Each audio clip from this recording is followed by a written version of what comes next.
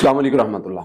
सोते हुए दबाव और झटके लगना, ये मसाइल बहुत सारे लोगों के साथ होते हैं। इसकी मुख्तलिफ कैफियत हैं, मुख्तलिफ कंडीशंस हैं। मेडिकल कहता है कि ये जो है वो इसका रूहानी मसाइल से ताल्लुक नहीं बल्कि मेडिकल से ताल्लुक है। इसको स्लीपिंग पैरालिसिस अटैक कहते हैं। रूहानी मुआलिजीन ये कहते हैं कि इसका मेडिकल के साथ ताल्लुक नहीं बल्कि इसको यानी दब्बा, इसको शैतानी असर, इसको शैतान का झटकना, शैतान का हमला करना, जिन का जो है वो दबाना कहते हैं।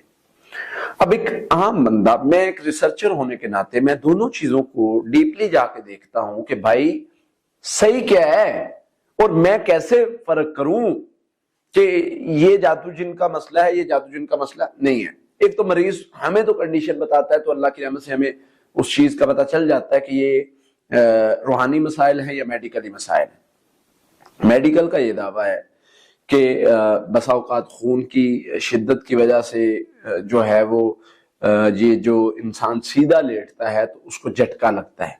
ठीक है, ये एक नॉर्मल अमल है, इसका रूहानी मसाइल से ताल्लुक नहीं है। दूसरे नंबर पे मेडिकल ये कहता है कि बाज लोगों को नफ्सियाती मसाइल होते हैं, एंजाइटी का मसला होता है, उनको इस तरह की कैफियत होना नॉर्मल सी बात है। नंबर 3, स्टमिक प्रॉब्लम की वजह से स्टमिक एसिडिटी बहुत ज्यादा है तो उनको जब वो सीधे लेटते हैं तो उनको ये मसला बन सकता है। उनको सीने पर बोझ और सांस में मसला हो सकता है और वो कोई 30 सेकंड से 1 मिनट या 2 मिनट तक चल सकता है।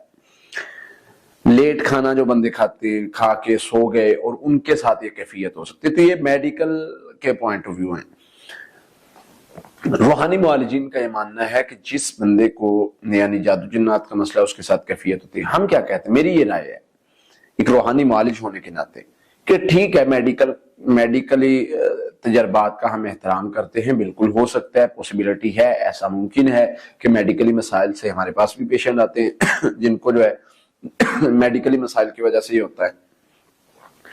एक बंदे को ख्वाब आता है, ख्वाब में उसके पीछे कोई चीज लगी हुई है, उसको पकड़ रही है, उसको नुकसान पहुंचा रही है, सांप है, कुत्ता है, छिपकली, कोई जिन है, इंसान है। अब वो पैरालाइज हो जाता है थोड़ी देर के लिए, ये रूहानी मसला है। अगर बंदे को ख्वाब नहीं आता, वैसे ही उसको झटका लगा है या वो मतलब इस तरह महसूस करता है तो वो रूहानी मसला नहीं है। ये एक फर्क करने की बेहतरीन चीज है कि आप इससे फर्क कर सकते हैं। दूसरे नंबर पे आप इसके लिए एहतियात बरतें, हिफाजती पढ़ाई करें, रात को जल्दी खाना खाएं, अपने स्टमक का ख्याल रखें, डाइट बेहतर लें और इसी तरह से आप जो है वो रात को सोने से पहले अज़कार करके सोएं। सूरह फातिहा, आयतुल कुर्सी, सूरह बकरा की आखिरी 2 आयत, आखिरी 3 कुल, ये 7-7 मरतबा नहीं तो 3-3 मरतबा पढ़ लें और अपने हाथों पे फूंक के अपने बदन पर फेर लें। और एक दुआ है, अऊज़ु बिकलिमातिल्लाहि ताम्माति मिन गज़बिही व इक़ाबिही व शर्रि इबादिही व मिन हमाज़ाति शैतान यहज़रुन। ये दुआ 3 बार पढ़ लें।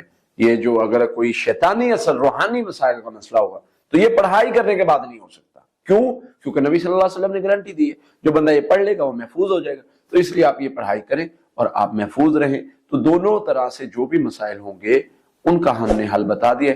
अल्लाह ताला में अमल करने की